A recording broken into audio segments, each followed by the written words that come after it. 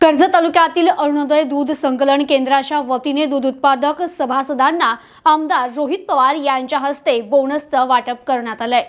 कर्जत तालुक्यातील टाकळी खंडेश्वरी येथील अरुणोदय दूध संकलन केंद्र या संस्थेच्या वतीने दिवाळीनिमित्त दूध उत्पादक सभासदांना बोनस वाटप आणि दीपावली फराळाचा कार्यक्रम आयोजित करण्यात आला होता। संस्थेचा 0.5% आणि दूध उत्पादकांचा 1%, याप्रमाणे 29,22,171 रुपये, तर विविध विकास सोसायटी 8,74,000 रुपयांचं या संस्थेच्या वतीनं दिवाळीनिमित्त दूध उत्पादक सभासदांना कर्जत जामखेडचे आमदार रोहित पवार यांच्या हस्ते बोनस वाटप करण्यात आला। यावेळी टाकळी खंडेश्वरी ग्रामपंचायत सरपंच तथा संस्थेचे चेअरमन अमोल पाटील यांचा आमदार रोहित पवार, दूध उत्पादक सभासद आणि ग्रामस्थांच्या वतीनं सपत्नीक सत्कार करण्यात आला।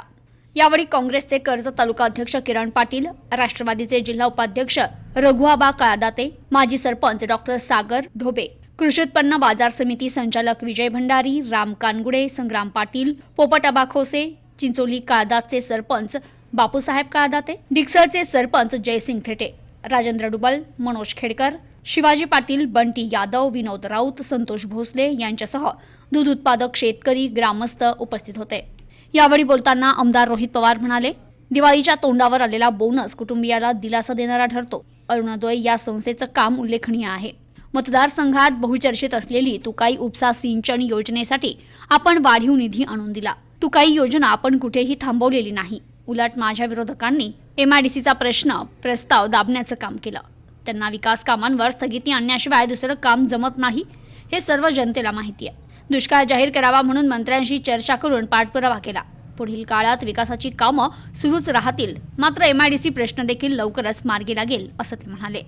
तर किरण पाटील म्हणाले, दूध व्यवसायात प्रत्येकानं धंदा वाढवला पाहिजे।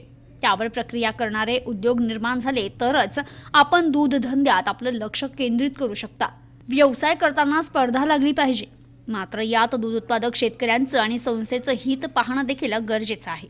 तर हा व्यवसाय टिकवणं ही काळाची गरज आहे असं सांगत त्यांनी संस्थेचा लेखाजोखा मांडला। यावेळी आभार संस्थेचे चेअरमन अमोल पाटील यांनी मानले। सहकार्य करणारी संस्था अरुणोदय दूध संकलन केंद्र दिवाळीनिमित्त इथं असणाऱ्या सर्व कष्टकरी शेतकऱ्यांना बोनस वाटपाचा कार्यक्रम दरवर्षीप्रमाणे यावर्षी सुद्धा आज आपल्या सर्वांच्या उपस्थितीमध्ये घेतला जात आहे। मला तर कळतच नाही त्यांना कळतं का नाही, कारण का त्यांनी ती योजना इलेक्शन डोळ्यासमोर ठेवून मंजूर केली। एक तर ती शेतीच्या पाण्याची योजना नाही असं माझं मत आहे, त्यातून शेतीला तर पाणी काय पुरणार नाही। पण शेवटी जेव्हा विकास होत असतो, पैसा आपल्या मतदारसंघामध्ये जेव्हा येत असतो, त्यातून प्यायला का होईना, जनावरांना का होईना आपल्याला पाणी येत्या काळामध्ये देता येईल या दृष्टिकोनातून कुठेही आपण ती योजना थांबवलेली नाही। उलट त्याला अतिरिक्त 4-5 कोटी लागणार होते, ते आपण मंजूर करून आणले आणि काही 2-3 गावाला सुद्धा, काही तलावांना सुद्धा त्याच्यामध्ये आपण घेतलं। तुम्ही म्हणत आहात त्यात नक्कीच आपण लक्ष घालू, पण त्या योजनेतून आपल्या शेतीला फायदा होणार नाही, पण आपण कुठेही थांबवली नाही ती योजना, ती पूर्णपणे होईल। पण जो अनुभव MIDCच्या बाबतीत झाला आणि त्या MIDCच्या ह्याच्यात आपण जेव्हा या बाबतीत जेव्हा जास्त बोलायला लागलो, तेव्हा विरोधकांनी MIDCचा प्रस्ताव हा आपला दाबला। त्यामुळे आपल्या या गावामध्ये तुकाईच्या अंतर्गत शेतीचा प्रश्न कधीच सुटणार नाही। पण आपण या बाबतीत कर्जत आणि जामखेडचे जे गावं पाण्यापासून वंचित आहे त्याच्यासाठी शेतीसाठी वेगळा प्रस्ताव बनवलेला आहे, तो सरकारकडे आहे। पण त्याबद्दल मी जास्त बोलणार नाही, कारण का माझ्या विरोधकाच्या सवयीप्रमाणे मी जर का आज काय बोललो तर ते शोधायला जातील, कारण तसं ते कामाच्या विकासासाठी कधीच जात नाहीत, पण स्थगिती देण्यासाठी जाऊ शकतात। त्यामुळे तो प्रस्ताव, ही योजना तर आहेच, पण शेतीला खऱ्या अर्थाने आपल्याला पाणी कसं मिळेल तर त्यासाठी आपण वेगळा प्रस्ताव बनवून तो सरकारकडे आहे। तो कुठं आहे, कधी आहे आणि कधी होईल मी आज नाही सांगत, नंतर आपल्या सर्वांना सांगतो। पण त्या बाबतीत 100% आम्ही विचार करत आहोत। तुमचा जो कॉक आहे तो कॉक जो कुठे लावायचा आहे तर त्याच्याबद्दल आपण बघू। पण तुकाई योजना ही कदाचित प्यायसाठी नाही तर जनावरांसाठी योग्य योजना आहे, ती योजना थांबणार नाही, ती लवकरात लवकर पूर्ण होईल। तुम्ही म्हणता तसं अजून एक एखादं तळ वाढवायचं असेल तेही आम्ही सर्वजण बघू, पण एक वेगळी योजना ज्याच्यातून आपल्याला खऱ्या अर्थाने शेतीला मदत होईल ती योजना 100% आपण पाठपुरावा करत आहोत। एवढंच या ठिकाणी आपल्या सर्वांना सांगतो। मी मागाशी त्या ठिकाणी भागड्याच्या इथं भाषण करताना मी सांगितलं होतं की आपल्या इथं स्पर्धा लागली पाहिजे आणि दूध धंदा वाढला पाहिजे.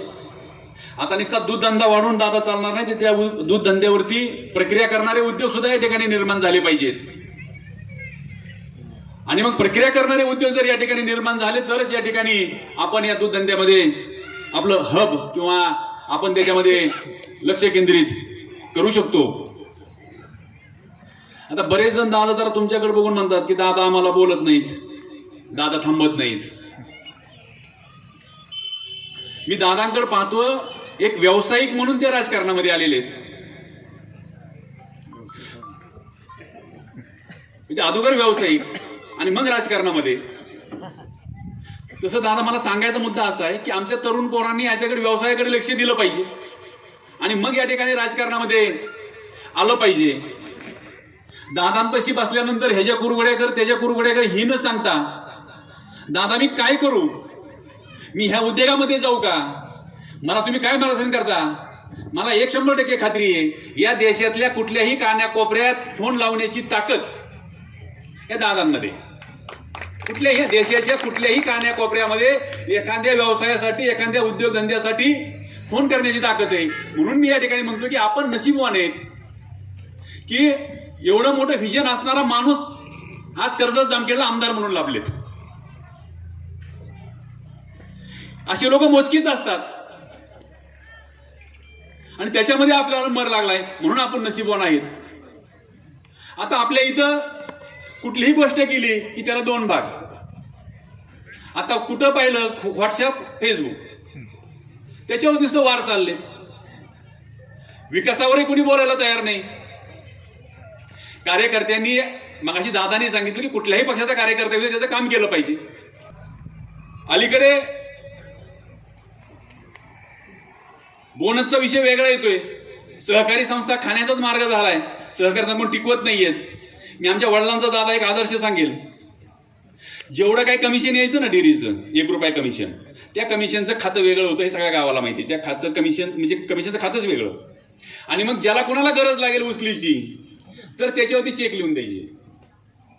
कुणाच्या मुलीचं लग्न असेल कुणाला काय असेल तर त्या येणाऱ्या कमिशन मधून त्यांना ती चेक द्यायची त्यांनी सिस्टीम केली. त्यांनी त्यातला 1ही रुपया, आज जरी ते बँक स्टेटमेंट काढलं तर 1ही रुपया त्यांनी घरी कधी खर्च केला नाही. परंतु मग जर का अडचण आली कुठं काही तर वाघमोड सारखे यायचे आणि कुठेतरी ब्लॅकमेल म्हणायचे नाही आता आम्हाला पगार वाटायला पैसे नाहीत, म्हणजे कमिशनचे पैसे वाघमोड सरपंचातून काढून घ्यायचे. पण ते म्हणले मी कधीही माझा पैसा याच्यामध्ये घरामध्ये घालणार नाही. अशा पद्धतीने डेअरी टिकवली, लोक टिकवले आणि तेच काम या ठिकाणी अमोलने केलं. मी मगाशी सांगितलं होतं की देण्याची ताकद लागते.